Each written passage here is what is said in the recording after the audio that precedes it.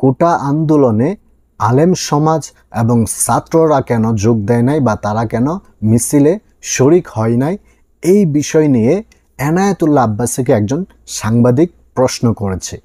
কিন্তু উনি যে হ্যাকমতের সহিত বুদ্ধিমত্তার পরিচয় দিয়ে উনি যে উত্তরটা দিয়েছে, ট্রাস্ট মি, এইটা শতে একজনেই পারে।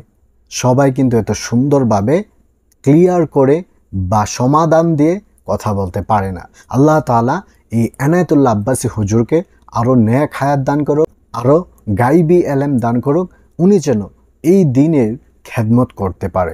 সো চলেন কি প্রশ্ন করেছিল এবং কি উত্তর দিয়েছে।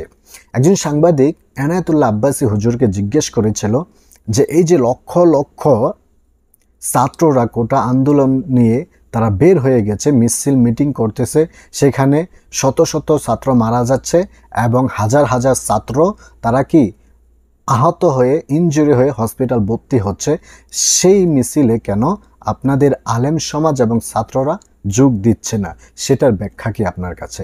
এনায়েতুল্লাহ আব্বাসী হুজুর এত সুন্দর করে ব্যাখ্যা দিয়েছে, মাশাআল্লাহ, ওনাকে আল্লাহ তাআলা আরও জ্ঞান অর্জন করার তৌফিক দান করুন, আমিন। উনি সুন্দর করে প্রশ্নের উত্তর দিয়েছে যে দেখেন, তারা যে আন্দোলনটা করছে অ্যাকচুয়ালি সেটা কিন্তু কোনো ইসলামিক কোনো ইস্যু নিয়ে কিন্তু আন্দোলন করছে না, সেটা দুনিয়াবি কাজের জন্য, সেটা চাকরির জন্য, তারা স্কুল কলেজে ভার্সিটিতে ভর্তি হওয়ার জন্য, সহজ হওয়ার জন্য তারা কিন্তু সেই আন্দোলনটা করছে।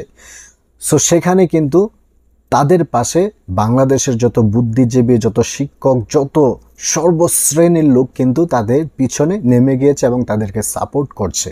সো এই যে কোটা আন্দোলনটা করছে সবাই মিলে, এটা কিন্তু বিশ্বব্যাপী এটা কিন্তু ছড়ে গেছে এবং এটার কৈফিয়ত কিন্তু সবাই চাইবে। এখন যদি আলেম সমাজ বা ছাত্ররা যদি সেই মিছিলে যদি অ্যাটেন্ড করতো বা সেই মিছিলে তাদের সাথে যোগ দিয়ে যদি মিছিল করতো, ওই সব কোটা ছাত্র আন্দোলন সব কিছুকে তারা দেখে তারা সেটাকে চাপা দিয়ে, দামা চাপা দিয়ে এই আলেম সমাজ এবং ছাত্র সমাজের ছবিগুলা, ফুটেজগুলা তারা বিশ্ব দরবারে তুলে ধরতো যে দেখেন, সেটা কিন্তু কোনো কোটা আন্দোলন না, দেশের জন্য কোনো আন্দোলন না, সেটা হচ্ছে জঙ্গি আন্দোলন, এই জঙ্গিরা আন্দোলন করেছে।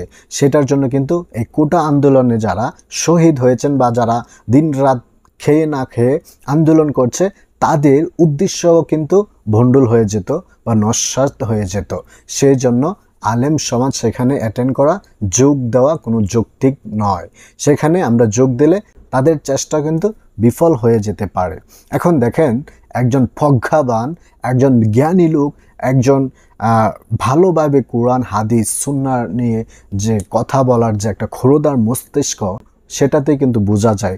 উনি আরও দেখবেন যত বড় বড় টক শো আছে সেখানে কিন্তু আরও অনেক বড় বড় ভার্সিটির, কলেজ, ডক্টর, মানে অনেক বড় বড় কিন্তু বুদ্ধিজীবীরা অ্যাটেন্ড করে, কিন্তু এই আব্বাসী হুজুরের সাথে কিন্তু পেরে ওঠেন। আল্লাহ তাআলা ওনাকে এতটা ক্ষুরোদার মস্তিষ্ক এবং এতটা জ্ঞান দান করেছেন।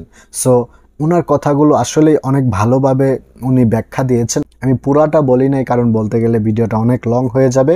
আপনারা চাইলে ওই ইন্টারভিউটা শুনে আসতে পারেন এবং দেখে আসতে পারেন।